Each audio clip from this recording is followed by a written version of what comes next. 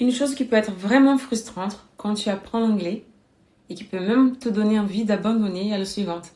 Tu comprends beaucoup de mots, tu as du vocabulaire, tu arrives à comprendre un texte, mais quand tu regardes un film ou une série, tu n'arrives plus à comprendre sans sous-titres. Et le pire est que si tu actives le sous-titre, tu te rends compte que tu connaissais la plupart des expressions et le vocabulaire.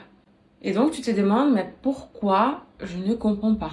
Tu as dû sûrement recevoir cette idée que le plus de vocabulaire que tu connais, le plus de mots que tu connais, le plus tu maîtrises l'anglais, mais ça n'est pas tout à fait vrai. Si tu ne comprends pas ce que je vais t'expliquer aujourd'hui, tu continueras à avoir du mal à comprendre l'anglais oral. On va faire un petit test.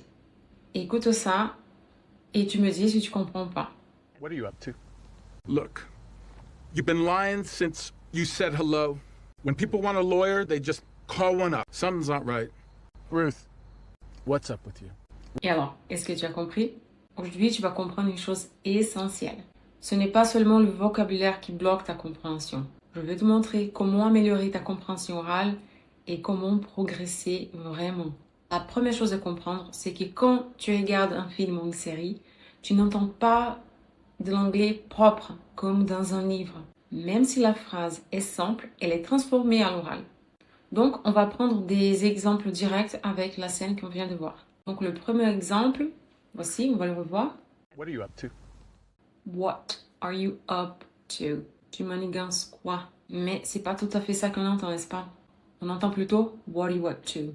What are you up to? Donc, le T disparaît, on appelle ça le glottal stop. Quand la prononciation s'arrête, et donc juste avant de prononcer le T, juste avant de prononcer le P, la prononciation s'arrête. Là, avec la respiration, le souffle, et on ne prononce pas la consonne. Comme si on retenait un souffle. What are you up to? What are you up to? Donc, si tu entends chaque mot, tu ne comprends pas. Écoute à nouveau. What are you up to? Pour l'exemple numéro 2, on va prendre la deuxième partie. Look, you've been lying since you said hello. Look, you have been lying since you said hello. Écoute, tu mens depuis que tu m'as dit bonjour. Et à l'oral, ça devient Look, you've been lying since you said hello. Ici, on a la forme décontractée de you have qui devient you. Et il fait une liaison ici, il y a deux liaisons, you said hello. Le D, on entend légèrement comme un R. You've been lying since you said hello. Said hello. Est-ce que tu remarques on roule la langue là. Said hello. Voilà, on appelle ça une liaison. Écoute encore une fois. Look, you've been lying since you said hello. Maintenant, l'exemple numéro 3. Écoute. When people want a lawyer, they just call one up.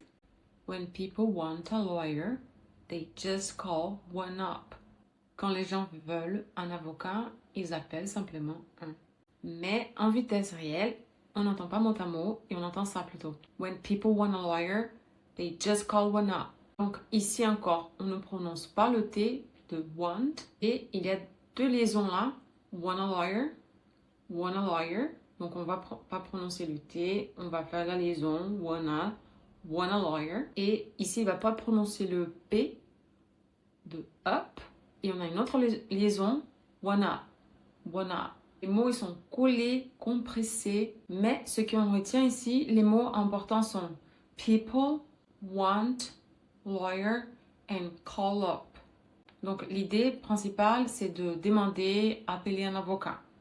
Et ça nous aide à comprendre un peu l'idée principale. Donc, il faut focaliser sur ça, les mots-clés. Le reste passe vite, mais on a compris l'idée principale qui est d'appeler un avocat. On va revenir un peu sur le verbe call up.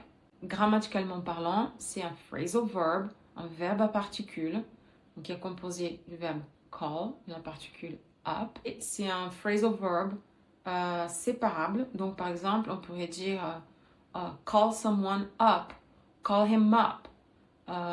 I'm going to call you up. Je vais t'appeler. She's going to call you up. Elle va t'appeler.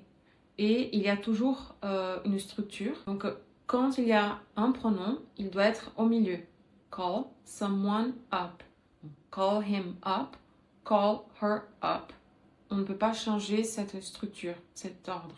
On ne peut pas dire par exemple call up her, parce que ça serait faux. Donc on va partir au 4e exemple. Regarde l'extrait. Something's not right. Something is not right.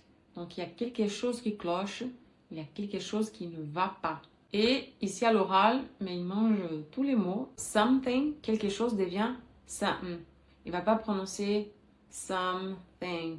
Il prononce, il coupe, il va direct à la N, au N à la fin, il ne prononce pas ing. Not devient not. Et on fait une liaison entre not and right, not right. En revanche, il prononce bien le verbe to be, S, on entend bien. Écoute à nouveau. Something's not right. On part au 5e exemple. Écoute. Ruth, what's up with you? Ruth, what's up with you? Ruth, qu'est-ce que tu mijotes? La seule chose qu'on observe ici, c'est la liaison what is up with you? What? Mais il ne va pas rouler le R comme normalement les Américains font. Ouais, il va prononcer le T comme un T. What? What's up with you? What's up with you? Et une autre variation qu'on a, on aurait pu entendre aussi what is up with you? What is up with you? Et normalement, dans l'anglais américain, c'est ça qu'on entend. What is up with you? Mais on peut entendre aussi what's up with you? Et là, cet extrait, c'est l'extrait qu'on entend le plus les mots. Il mange le moins les mots. Et il y a une raison pour cela. C'est parce que c'est comme un ultimatum qui donne. Là, ça suffit, Ruth. Il faut que tu me dises la vérité. Qu'est-ce qui se passe? Et donc, il tient à prononcer chaque mot comme pour imposer son idée. C'est plutôt philosophique hein, avec Miss Lucienne Tam. On analyse un peu aussi, c'est important. Quand, en matière de compréhension, c'est important aussi d'analyser le contexte et la situation. Et c'est comme ça que tu comprends. D'ailleurs, what is up? What are you up to? Ça peut avoir plusieurs meanings. C'est quoi le mot pour meaning? Signification. Et ici, comment est-ce que je sais que c'est qu'est-ce que tu manigances? Parce que ça se voit qu'elle manigance quelque chose. Et c'est de la cachotterie. Elle cache quelque chose.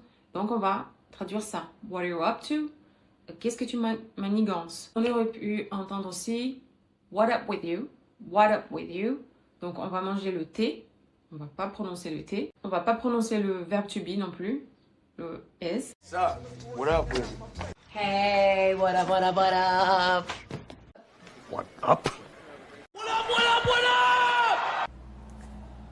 On a d'autres variantes aussi. Dis-moi en commentaire si tu les connais.